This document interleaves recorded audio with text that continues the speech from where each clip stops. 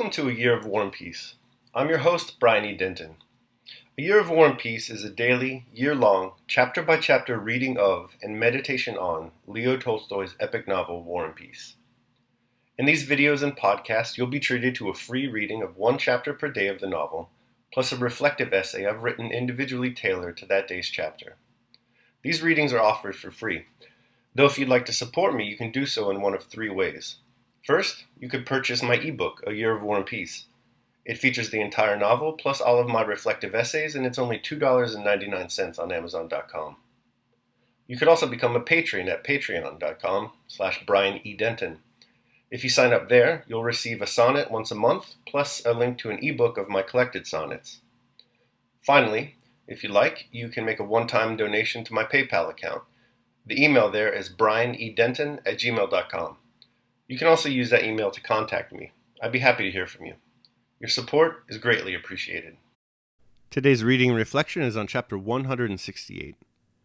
Chapter 168. Devoe was to Napoleon what Arkachev was to Alexander. Though not a coward like Arkachev, he was as precise, as cruel, and as unable to express his devotion to his monarch except by cruelty. In the organism of states, such men are necessary, as wolves are necessary to the organism of nature, and they always exist, always appear, and hold their own, however incongruous their presence and their proximity to the head of government may be. This inevitability alone can explain how the cruel Arakachev, who tore out a grenadier's mustache with his own hands, whose weak nerves rendered him unable to face danger, and who was neither an educated man nor a courtier, was able to maintain his power position with Alexander, whose own character was chivalrous, noble, and gentle. Balashëv found Devoe seated on a barrel in the shed of a peasant's hut, writing. He was auditing accounts. Better quarters could have been found for him, but Marshal Devoe was one of those men who purposely put themselves in most depressing conditions to have a justification for being gloomy. For the same reason, they are always hard at work and in a hurry. How can I think of the bright side of life when, as you see, I am sitting on a barrel and working in a dirty shed? The expression of his face seemed to say.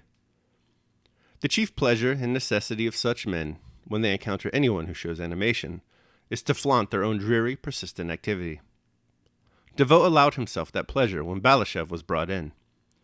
He became still more absorbed in his task when the Russian general entered, and after glancing over his spectacles at Balashëv's face, which was animated by the beauty of the morning and his talk with Marat, he did not rise or even stir, but scowled still more and sneered malevolently. When he noticed in Balashëv's face the disagreeable impression this reception produced, Devoe raised his head and coldly asked what he wanted. Thinking he could have received in such a manner only because Devoe did not know that he was adjutant-general to the Emperor Alexander, and even his envoy to Napoleon, Balashëv hastened to inform him of his rank and mission. Contrary to his expectation, Devoe, after hearing him, became still surlier and ruder. "Where is your dispatch?" he inquired. "Give it to me. I will send it to the Emperor." Balashëv replied that he had been ordered to hand it personally to the Emperor. "Your Emperor's orders are obeyed in your army, but here," said Devoe, "you must do as you are told." And as if to make the Russian general still more conscious of his dependence on brute force, Devoe sent an adjutant to call the officer on duty. Balashëv took out the packet containing the Emperor's letter and laid it on the table, made of a door with its hinges still hanging on it, laid across two barrels. Devoe took the packet and read the inscription. "You are perfectly at liberty to treat me with respect or not," protested Balashëv, "but permit me to observe that I have the honor to be adjutant-general to His Majesty." Devoe glanced at him silently and plainly derived pleasure from the signs of agitation and confusion which appeared on Balashëv's face. "You will be treated as is fitting," said he, and putting the packet in his pocket, left the shed. A minute later, the marshal's adjutant, de Kosch, came in and conducted Balashëv to the quarters assigned him. That day he dined with the marshal, at the same board on the barrels. Next day, Devoe rode out early, and after asking Balashëv to come to him, peremptorily requested him to remain there, to move on with the baggage train should orders come for it to move, and to talk to no one except Monsieur de Kosch. After 4 days of solitude, ennui, and consciousness of his impotence and insignificance, particularly acute by contrast with the sphere of power in which he had so lately moved, And after several marches, with the marshal's baggage and the French army, which occupied the whole district, Balashev was brought to Vilna, now occupied by the French, through the very gate by which he had left it 4 days previously. Next day, the imperial gentleman-in-waiting, the Comte de Turenne, came to Balashev and informed him of Emperor Napoleon's wish to honor him with an audience.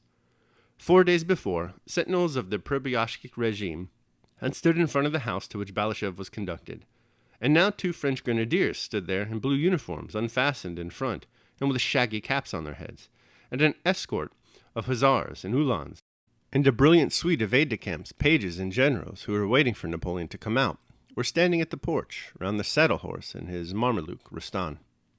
Napoleon received Balashev in the very house in Vilna from which Alexander had dispatched him on his mission.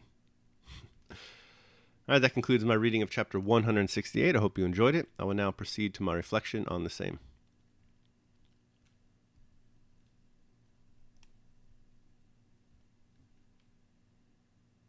A Year of War and Peace, Day 168. The Compact of Mutual Indulgence. We've met a lot of bad people so far during our Year of War and Peace. None of them, however, have managed to establish themselves as complete jerks within the space of one short chapter. Anatoly was actually kind of fun, way back when we first met him in Petersburg during the opening parts of the book. He did, after all, help tie a policeman to a bear and then throw him into a river. Antifa before it was cool to be Antifa. Old Prince Bolkonsky, for his part, has a certain senescent charm to him. Even Dolokhov, once we learned of his family life, was at least a little bit sympathetic. Marshal Duval, however, establishes his poor character within less than 2 pages. Strike one against Duval's character is his decision to do his work on a barrel in a miserable shed. This is not a choice born of Seneca's preference for pared-down living, nor Schopenhauer's philosophically pessimistic practice of negative visualization, both exercises aimed at creating a life of sustained well-being. Duval's reason is much more tenebrific. The man actually wants to enhance and excuse his gloomy mood, not improve it. Strikes 2 and 3 are his treatment of Balashev. He's nasty, brutish, and curt.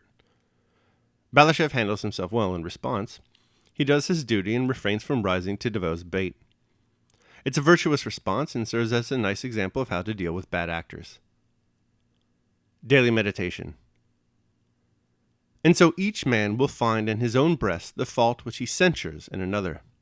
And so let us be more kindly toward one another. We, being wicked, live among the wicked. Only one thing can bring us peace: the compact of mutual indulgence. Seneca, on anger. That concludes my reading of and reflection on chapter 168 of War and Peace. I hope you enjoyed it. Thanks so much for joining me. Remember that if you'd like to support me, you can do so either by purchasing the ebook, A Year of War and Peace, becoming a patron at patreon.com, or making a one-time donation to PayPal. The links to all that are down below in the show notes. Tomorrow we're going to be reading and reflecting on chapter 169. I hope you'll join me. Until then, take care of yourselves and others.